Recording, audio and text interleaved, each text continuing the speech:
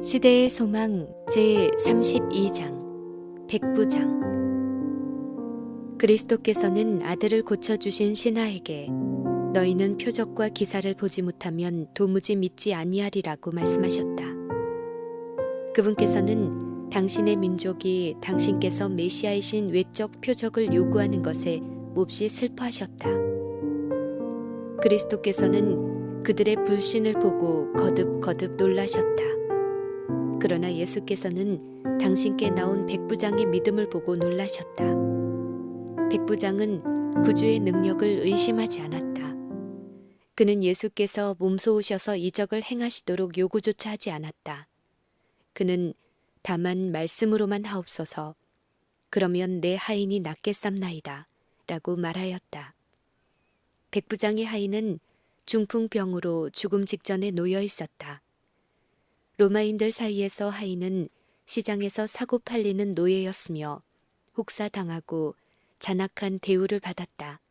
그러나 이 백부장은 자기 하인에게 친절하게도 애정을 가지고 있었으므로 그의 회복을 심히 갈망하였다.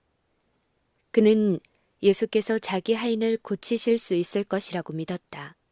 그는 구주를 보지 못하였으나 그가 들은 소식은 그의 믿음을 북돋아 주었다. 유대인들의 형식주의에도 불구하고 이 로마인은 그들의 종교가 자신의 종교보다 우수하다고 확신하였다. 그는 정복자와 피정복자를 갈라놓은 국가적인 편견과 증오의 장벽을 이미 무너뜨렸다. 그는 하나님을 예배하는 일에 경의를 표하고 그분을 경배하는 유대인에게 친절을 베풀었다. 그에게 이미 보고된 대로 그리스도의 교훈 가운데서 그는 영혼의 필요를 채워주는 것을 발견하였다. 그의 마음에 있던 영적인 모든 것이 구주의 말씀에 반응하였다. 그러나 그는 예수님 앞에 나아가기에는 무가치함을 느끼고 자기 하인의 병을 고쳐주시도록 요청해달라고 유대 장로들에게 호소하였다.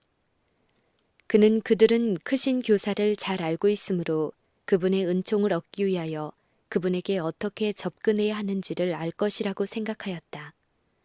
예수께서 가버나움에 들어가셨을 때 장로들의 대표단과 마주치셨다. 그들은 백부장의 소원에 대하여 예수께 말하였다. 그들은 이 일을 하시는 것이 이 사람에게 합당하나이다. 저가 우리 민족을 사랑하고 또한 우리를 위하여 회당을 지었나이다. 라고 역설하였다. 예수께서는 즉시로 백부장의 집을 향하여 출발하셨다. 그러나 군중에게 밀려서 천천히 걸어가셨다. 그분께서 오고 계시다는 소식이 먼저 당도하자 백부장은 자격지심에서 그분께 다음과 같은 기별을 보냈다. 주여, 수고하시지 마옵소서. 내 집에 들어오심을 나는 감당하지 못하겠나이다. 그러나 구주께서 여전히 오심으로 백부장은 마침내 용기를 내어 예수께 가까이 와서 기별을 다 전하여 말하기를, 내가 주께 나아가기도 감당하지 못할 줄을 알았나이다. 다만 말씀으로만 하옵소서. 그러면 내 하인이 낫겠삼나이다. 나도 남의 수하에 있는 사람이요 내 아래 군사가 있으니 이더러 가라 하면 가고 저더러 오라 하면 오고 내 종더러 이것을 하라 하면 하나이다. 라고 하였다. 내가 로마의 권세를 대표하고 나의 군사들이 내 권위를 최상으로 인정하는 것과 같이 당신께서는 무한하신 하나님의 권세를 대표하심으로 모든 피조물이 당신의 말씀에 순종할 것입니다. 당신께서는 병더러 떠나가라고 명하실 수 있으며 그 병이 당신의 말씀에 순종할 것입니다. 당신께서는 당신의 하늘 사자들을 부르실 수 있사오니 저들은 치유하는 능력을 줄 것입니다. 말씀만 하십시오. 그러면 나의 종이 나을 것입니다. 예수께서 들으시고 저를 기이 여겨 돌이키사 좇는 무리에게 이르시되, 내가 너희에게 이르노니 이스라엘 중에서도 이만한 믿음을 만나보지 못하였노라 하시더라. 그리고 백부장에게 내 믿음대로 될지어다 하시니 그 시로 하인이 나으니라. 백부장을 그리스도에게 추천하였던 유대 지도자들은 저희가 얼마나 복음의 정신과 동떨어져 있는지를 나타냈다. 그들은 우리가 하나님의 긍휼하심을 요구할 수 있는 자격은 오로지 우리의 큰 필요뿐이라는 것을 인식하지 못했다. 그들은 스스로 의롭다고 생각하였으므로 백부장이 우리 민족에게 보여준 호의를 인하여 그를 추천하였다. 그러나 백부장은 자신에 대하여 나는 감당치 못하겠나이다 라고 말하였다. 그의 마음은 그리스도의 은혜로 말미암아 감동을 받았다. 그는 자신의 무가치함을 깨달았으나 도움을 요청하기를 두려워하지 않았다. 그는 자신의 선함을 의뢰하지 않았다. 그는 자신의 큰 필요를 역설하였다. 그의 믿음은 그리스도의 참된 품성을 붙잡았다. 그는 예수님을 단지 이적을 행하는 자로만 믿지 않고 인류의 친구요 구주로 믿었다. 모든 죄인이 그리스도께 나오는 것도 이와 같다. 우리를 구원하시되 우리의 행한 바 의로운 행위로 말미암지 아니하고 오직 그의 긍휼하심을 조차하셨다. 사단이 그대는 죄인이므로 하나님의 축복을 받기를 바랄 수 없다고 말할 때 그리스도께서는 죄인들을 구원하기 위하여 세상에 오셨다고 사단에게 말하라. 우리는 하나님께 추천할 만한 것은 아무것도 갖고 있지 못하나 우리가 현재 그리고 항상 말할 수 있는 간구는 그분의 구원하시는 능력을 필요로 하게 만드는 우리의 전혀 무력한 상태에 대한 간구인 것이다. 우리는 모든 자기 의뢰심을 버림으로 갈바리의 십자가를 바라보고 이렇게 말할 수 있다. 내 손에는 가지고 갈 아무 대가도 없습니다. 다만 주의 십자가에 매달릴 뿐이옵니다. 유대인들은 어릴 때부터 메시아께서 하실 일에 관하여 가르침을 받았다. 그들은 부조들과 선지자들의 영감을 받은 말과 제사 제도의 상징적인 가르침을 받았다. 그러나 그들은 빛을 무시하였다. 그러므로 이제 그들은 예수님에게서 흠모할 만한 것을 찾지 못하였다. 그러나 이방인 태생이요 로마 제국의 우상 숭배 교육을 받았고 군사 훈련을 받았으며 교육과 환경으로 말미암아 겉보기에는 영적 생애에서 끊긴 것처럼 보이고 더구나 유대인의 완미함과 이스라엘 백성에 대한 로마인의 멸시로 한층 더 제외된 백부장인 이 사람이 아브라함의 자손들이 눈이 멀어 보지 못했던 진리를 이해하였다. 그는 유대인들 자신이 그들의 메시아 되심을 주장한 그분을 받아들이는지 보고자 기다리지 않았다. 세상에 와서 각 사람에게 비추는 빛이 그를 비추었을 때 매우 멀리 떨어져 있었지만 그는 하나님의 아들의 영광을 식별하였다. 예수님에게 있어서 이것은 복음이 이방인들 가운데서 성취할 사업에 대한 전조였다. 그분께서는 모든 민족들로부터 영혼들을 당신의 나라로 모아들이기를 기쁨으로 고대하셨다. 그분께서는 유대인들에게 당신의 은혜를 거절한 결과를 깊은 슬픔을 가지고 묘사하셨다.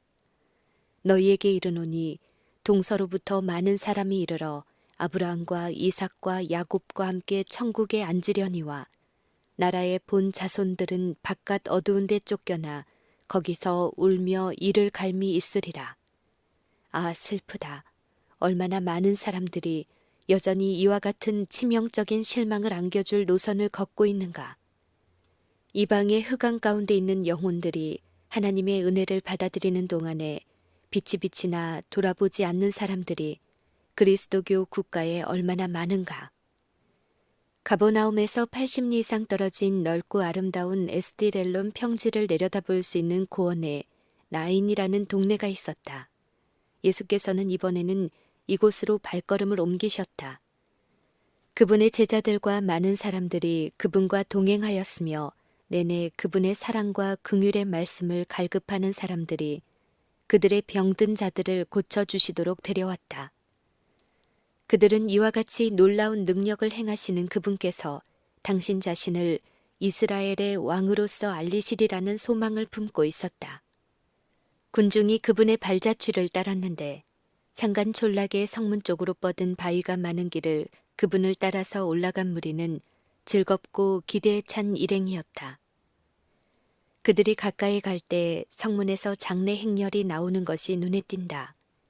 그 행렬은 느리고 슬픈 걸음으로 매장지를 향하여 움직이고 있다. 선두로 운반되는 열린 관에는 시체가 있고 그 주위에는 곡하는 사람들이 있는데 그들의 통곡 소리가 하늘에 사무친다.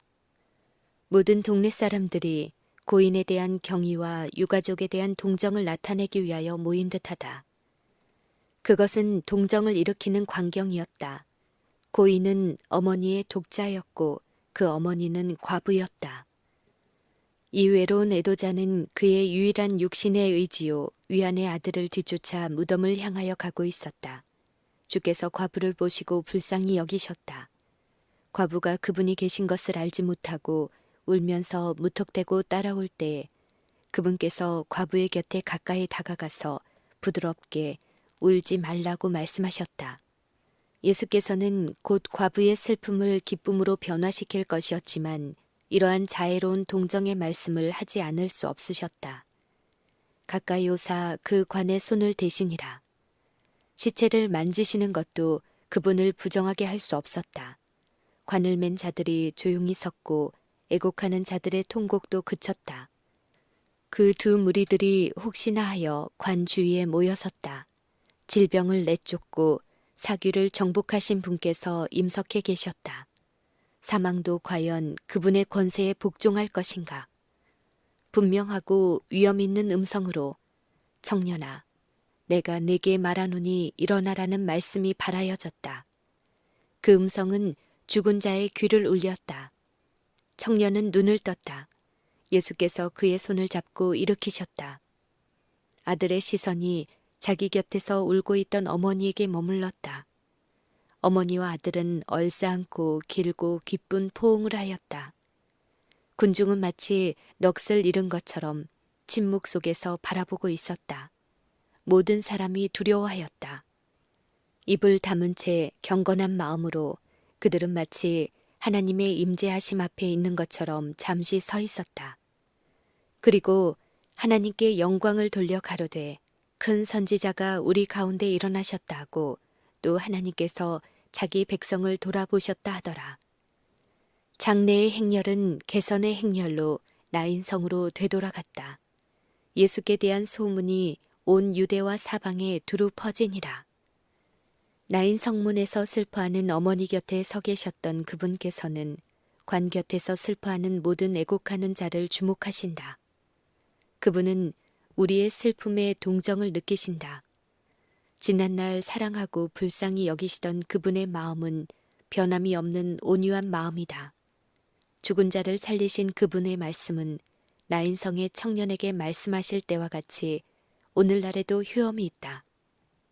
하늘과 땅의 모든 권세를 내게 주셨으니 라고 예수께서 말씀하신다. 그 능력은 세월의 추위로 말미암아 감소되지도 당신의 넘치는 은혜의 끊임없는 활동으로 인하여 고갈되지도 않았다. 당신을 믿는 모든 사람에게 그분은 여전히 살아계신 구주이시다. 예수께서는 아들을 돌려주심으로 어머니의 슬픔을 기쁨으로 변하게 하셨다. 그러나 그 청년은 다만 이 지상에서의 생명을 누리도록 일으킴을 받은 것으로 이 생의 슬픔과 수고와 위험을 견뎌야 하며 다시 사망의 권세 아래 들어갈 것이었다. 그러나 예수께서는 곧 산자라 내가 전에 죽었노라. 볼지어다 이제 세세토록 살아있어 사망과 음부의 열쇠를 가졌노니 자녀들은 혈육에 함께 속하였음에 그도 또한 한 모양으로 혈육에 함께 속하심은 사망으로 말미암아 사망의 세력을 잡은 자 곧 마귀를 없이 하시며 또 죽기를 무서워함으로 일생에 매여 종노릇하는 모든 자들을 놓아주려 하심이니라는 무한하신 소망의 기별로 죽은 자들에 대한 우리의 슬픔을 안위하신다. 하나님의 아들이 살라고 분부하실 때 사단은 죽은 자를 장악할 수 없다. 사단은 그리스도의 능력의 말씀을 믿음으로 받아들이는 영혼을 영적 사망에 붙잡아 둘 수 없다. 하나님께서는 죄 가운데 죽은 모든 자들에게 잠자는 자여 깨어서 죽은 자들 가운데서 일어나라고 말씀하고 계신다. 그 말씀은 곧 영생이다. 인류의 시조에게 살라고 명령하신 하나님의 말씀이 지금도 우리에게 생명을 주는 것과 같이 청년아, 내가 네게 말하노니 일어나라고 하신 그리스도의 말씀이 나인성의 청년에게 생명을 주었던 것과 같이 죽은 자들 가운데서 일어나라고 하시는 그 말씀도 이를 받아들이는 자에게는 생명이 된다. 하나님께서는 우리를 흑암의 권세에서 건져내사 그의 사랑의 아들의 나라로 옮기셨다. 이것은 그분의 말씀을 통하여 우리 모두에게 제공된다. 이 말씀을 받아들이면 우리는 구원을 얻는다. 예수를 죽은 자 가운데서 살리신 이의 영이 너희 안에 거하시면 그리스도 예수를 죽은 자 가운데서 살리신 이가 너희 안에 거하시는 그의 영으로 말미암아 너희 죽을 몸도 살리시리라.